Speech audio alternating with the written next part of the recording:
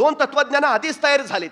एक रामाचं तत्वज्ञान आहे आणि एक कृष्णाचं तत्वज्ञान आहे. राम आदर्शवादी होता आणि कृष्ण व्यवहारवादी होता. तुम्हाला या जीवनामध्ये जगताना रामनीती सुद्धा अवलंबायला हवी आणि कृष्ण नीती सुद्धा अवलंबायला हवी. हे जमलं तर तुम्हाला यशापर्यंत पोहोचता येतं. ही सगळ्यात महत्वाची गोष्ट. रामाच्याच वाटेनं आदर्शवादी म्हणून गेलात तर अडचण येईल. कृष्ण म्हणून सुद्धा तुम्हाला जगता आलं पाहिजे. जे इतरांच्या कल्याणाचं आहे, मग ते खोटं असलं तरी सत्यच. ही कृष्णाची सत्याची भूमिका आहे. आम्हाला तीही निर्माण करता आली पाहिजे. आम्हाला त्या मार्गानं जाताच आलं पाहिजे. हा सगळ्यात मोठा भाव आहे. आम्ही निश्चितपणे तो विचार करायला हवा. एक प्रधानाचा मुलगा शाळेला जायचा रोज सकाळी.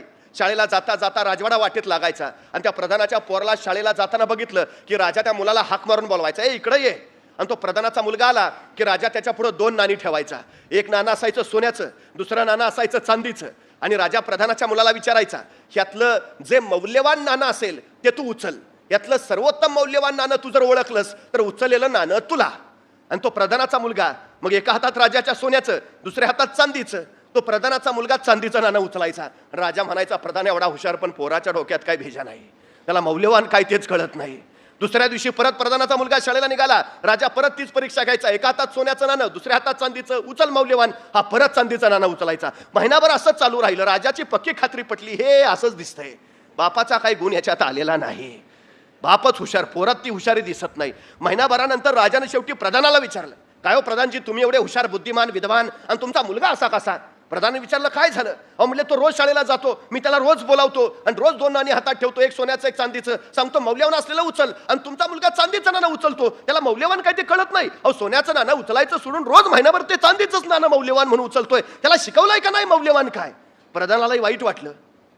तो म्हणला, बघतो, आपला मुलगा हुशार आहे त्याला माहिती आहे, पण हे असं का करते काय कळेना. मग ते घरी आला, मुलाला बोलावलं, इकडे ये.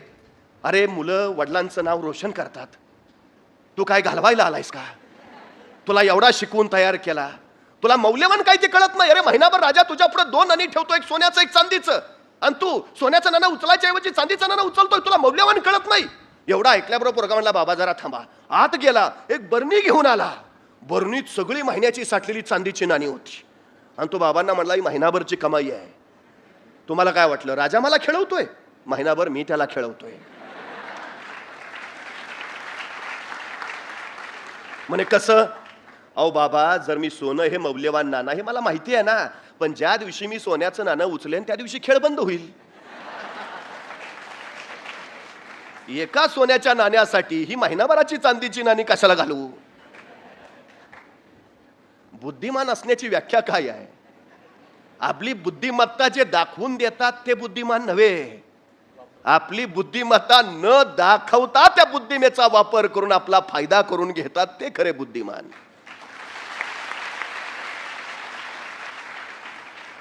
ज्ञानी माणूस फारसा बोलत नाही आणि अज्ञानी बोलण्याशिवाय दुसरं काहीच करत नाही. ज्याला अनुभव आहे तो फारसं व्यक्त होत नाही, ज्याला अनुभव नाही तो सारखाच बडबडल्याशिवाय शांत बसत नाही. ज्ञान ही सगळ्यात महत्वाची गोष्ट आहे. ती तुम्हाला अनुभव देते, ती तुम्हाला, आणि हा अनुभव तुमचा तुम्हाला घ्यायचा आहे. इतरांच्या अनुभवातून तुम्ही फारसं शिकू शकत नाही. म्हणजे देखल्याची गोडी खादल्याशी नाही असं तुकोबांनी सरळ सांगितलं. साखर बघून त्याचा अनुभव घेता येत नाही, ती चाखावीच लागते, खावीच लागते, त्यावेळी त्याची गोडी कळते. तुमच्या जीवनाचे अनुभव तुमचे तुम्हाला घ्यावे लागतील, मग ते यशाचे असतील अपयशाचे असतील. हे अनुभव जोपर्यंत तुम्हाला येत नाही तोपर्यंत तुम्हाला ज्ञान मिळत नाही. आणि अनुभवाशिवायचं ज्ञान हे काडी मात्र उपयोगाचं नाही. ही सगळ्यात महत्वाची गोष्ट आहे. पुस्तकी पांडित्य तुम्हाला फार काळ पुढे नेऊ नाही शकत, त्याला अनुभवाचंच ज्ञान हवं जे तुम्हाला सातत्यानं पुढे रेटत राहील. ही सगळ्यात महत्वाची गोष्ट आहे. त्यामुळे सगळ्यात महत्वाचा विषय, बुद्धिमान कोण?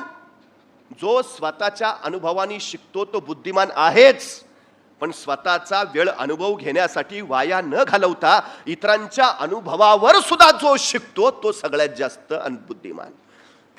म्हणजे मी एक पुस्तक वाचतो त्यावेळी 70 वर्षाच्या वयोवृद्धानं जर ते पुस्तक लिहिलं असेल तर त्याची 70 वर्ष त्या पानावर उमटलेली असतात. ती 70 पानं मी वाचतो, याचा अर्थ मी त्याच्या 70 वर्षाच्या आयुष्याचा अनुभव घेतो. आम्हाला तो अनुभव घेता आला पाहिजे आणि त्या अनुभवातनं शिकता आलं पाहिजे. ही सगळ्यात महत्वाची गोष्ट आहे. हे शिकणं ज्याला जमलं त्याला यश मिळवून आलं. हा सगळ्यात मोठा भाव. आणि अलीकडच्या पालकांनी, शिक्षकांनी, म्हणजे आताच्या नव्या पिढीला हे सांगितलंच पाहिजे सातत्यानं की ज्ञान हीच शेवटी सर्वोत्तम शिदोरी आहे, त्याच्याशिवाय दुसरं काही नाही. म्हणजे पूर्वी ज्याच्या नावावर सातबाऱ्यावर जमीन जास्त त्याला सगळ्यात जास्त श्रीमंत म्हणायचं, ज्याच्या दावणीला गुरं जास्त तो सगळ्यात जास्त श्रीमंत. ज्याच्या अंगावर सोनं जास्त तो सगळ्यात जास्त श्रीमंत, ज्याच्या नावावर जमीन जास्त तो सगळ्यात जास्त श्रीमंत, ज्याच्या बँकेत पैसे जास्त तो सगळ्यात जास्त श्रीमंत. आता या सगळ्या व्याख्या बदलल्या आणि आता ज्याच्याकडे ज्ञान जास्त तो सगळ्यात जास्त श्रीमंत, ही नवी व्याख्या आता तयार झाली.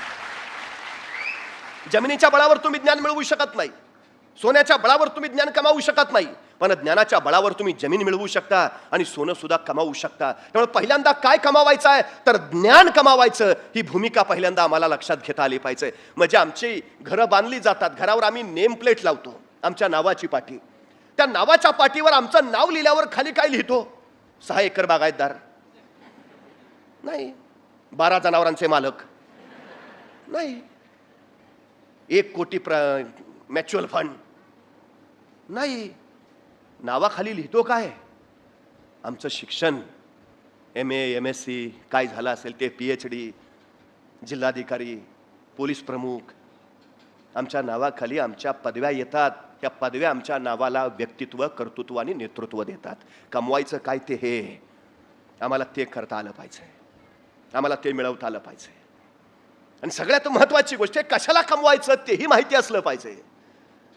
विनाकारण एखाद्या क्षेत्रात घुसलो, मग कारणाशिवाय नको ते उद्योग होत राहतात. त्यामुळे काय करायचं नेमकं त्याचाही 8 तास निश्चितपणे हवा. मिळवायचंय तर ताकदीने मिळवायचंय, कशासाठी मिळवायचंय हेही निश्चितपणे माहिती हवं. आमच्या नव्या पिढीला ते देता यायला हवं, ही सगळ्यात महत्वाची गोष्ट आहे. आमच्या पिढीनं ते ज्ञान पहिल्यांदा मिळवावं, काय करायचंय, कसं करायचंय, करून मिळवल्यावर काय करायचंय तेही माहिती असलं पाहिजे. तुमची तीव्रता जेवढी जास्त ना मिळवण्याची, तेवढं तुम्हाला यश जवळ असतं. तुमची तीव्रता जेवढी कमी, तेवढं यश तुमच्यापासून लांब लांब जात राहतं. हा सगळ्यात मोठा वस्तुपाठ आहे, सगळ्यात मोठा. मी नेहमी एक गोष्ट सांगतो, इथं बुलढाणा जिल्ह्यात मेहकर नावाचं तालुका आहे. त्या तालुक्यात लता भगवान करे नावाची एक माऊली आहे. साधारण 65 वर्ष वय आहे तिचं. 3 मुली होत्या, 70चा नवरा, गरिबीशी संसार करत सगळं व्यवस्थित चाललं होतं. 3 मुलींची लग्न करून दिली. आयुष्यभर जेवढं काय कमावलेलं, साठवलेलं ते सगळं मुलींच्या लग्नात घातलं. आता दोघं नवरा बायको दुसऱ्याच्या शेतात रोजानी जायचंय. जो काही रोजगार हातावर पडायचा त्याच्यातनं आपली सुखाची मीठ भाकरी खायची. आनंदात चाललं होतं अगदी सगळं. पण अचानक नवऱ्याची तब्येत बिघडली. बायकोला काय करावं कळेना.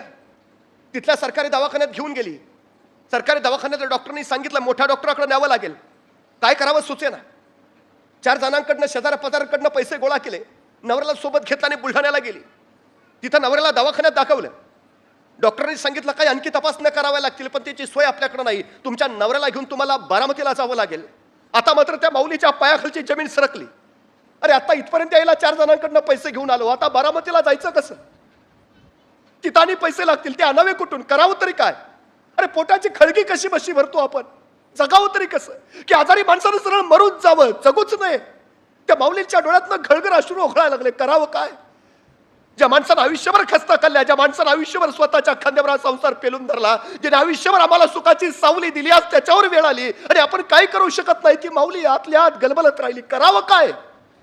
शेवटी परत आली. आणखी 4 जणांपुढे शब्द टाकला. मिळतील जुळतील तेवढे पैसे गोळा केले. नवऱ्याला सोबत घेतला आणि बारामतीला पोहोचली. डॉक्टरांच्या आपल्या नवऱ्याला दाखवलं. डॉक्टरांनी तपासणी केली आणि सांगितलं एक महत्वाची तपासणी करावी लागेल. आता मात्र तिचा धीर कचला. तपासणं तरी किती करता तपासण्या? तिने डॉक्टरला विचारलं, डॉक्टर ठीक, पण खर्च किती येईल? आणि डॉक्टरांनी जो खर्चाचा आकडा सांगितला, तिच्या डोळ्यापुढे दिवसा अंधारे आल्या. अरे कसं करावं तरी कसं? कुठून आणावे पैसे? न्यावं सरळ नवऱ्याला मर म्हणून सांगावं? करावं काय? काय आतल्या आत ढसढसत राहिली. बाहेर आली, त्या बाकड्यावर बसली, पदरानं डोळे टिपत राहिली. कसं करावं काय? काय सांगू नवऱ्याला? जावं माघारी सरळ परत मरू द्यावं नवऱ्याला असंच? आतल्या आत हमसत राहिली. थोडा वेळ झाला, डोळे पाणावलेले कोरडे झाले आणि त्याच बाकड्यावर पडलेला पेपर तिला दिसला. तो पेपर तिने वाचला. मोठ्या ठळक अक्षरात छापलेली बातमी तिच्या नजरेत भरली आणि ती चमकली. बातमी होती बारामती मॅरेथॉनची आणि मॅरेथॉन मध्ये जिंकणाऱ्या स्पर्धकाच्या बक्षिसाची. त्या बक्षिसाच्या आकड्यावर तिची नजर फिरवली आणि तिच्या डोक्यात झणकन कल्पना आली, ही बक्षीस जर मी जिंकलं तर माझ्या नवऱ्याची तपासणी होऊन उपचार होईल. बस 65 वर्षाची माऊली तिने निर्णय घेतला नवऱ्याचा जीव वाचवण्यासाठी या बारामती मॅरेथॉन मध्ये भाग घ्यायचा. आणि ती 65 वर्षाची माऊली त्या मॅरेथॉनच्या तिथं पोहोचली. सगळे स्पोर्ट्सचे शूज घालून आलेले, टी शर्ट घातलेले, रोज धावण्याचा सराव करणारे, मॅरेथॉन स्पर्धेला, आणि त्यात ही आली होती 65 वर्षाची लता भगवानकरे, नऊवारी नेसलेली, कासोटा घातलेली, अनवाणी पायाची. संयोजकांना सांगते मला स्पर्धेत भाग घ्यायचा आहे, मला पळू द्या.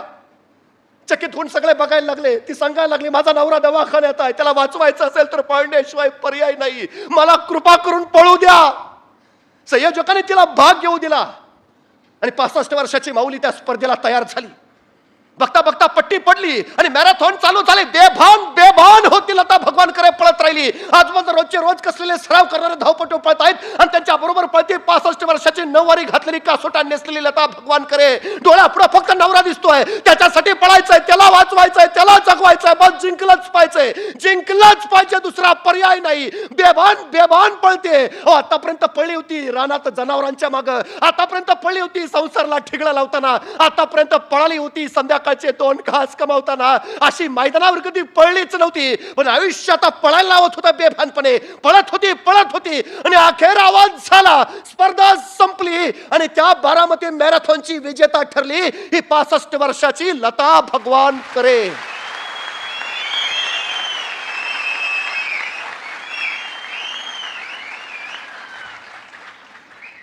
वय वर्ष 65, नऊवारी नेसलेली, कासोटा घातलेली, अनवाणी पायाची.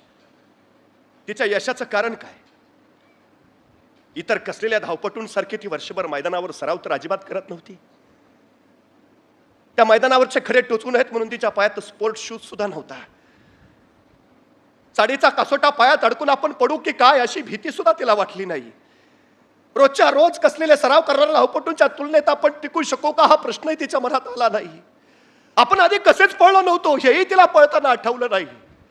तिला फक्त आठवत होता नवरा, तिला फक्त आठवत होता त्याचा आजार, आणि तिला फक्त आठवत होता माझा नवरा जगवायचा आहे, एवढाच विचार बस. जिंकण्याची तिची तीव्रता एवढी प्रचंड होती ना, ती तीव्रताच तिला यश देऊन गेली. तुमची जिंकण्याची तीव्रता किती आहे याच्यावर तुमचं यश अवलंबून आहे. किती तीव्रतेने वाटतं तुम्हाला. पाण्यात हात बुडल्यावर श्वासांची ज्या तीव्रतेनं शरीराला गरज वाटते ना, त्या तीव्रतेनं ज्यावेळी तुम्हाला यशाची गरज वाटेल त्यावेळी यश तुमच्या दारात हात जोडून उभा राहील. तेव्हा तोपर्यंत नाही. ही गरज फार महत्वाची आहे, ही तीव्रता फार. हे झपाटलेपण असतं, अफाट झपाटलेपण. त्या झपाटलेपणात यश मिळतं. तुमच्यात क्षमता नाहीत असं नाही, तुमच्यात कौशल नाही तर काय होतं त्या लता भगवानकरे मध्ये. आमची पोरं कारण सांगतात, नाही जरा तो पुण्यात क्लास लावला असता तर झाला असतं. अहो ज्याच्याकडे खायचीच अवस्था नाही त्यांनी कुठून क्लास लावायचे.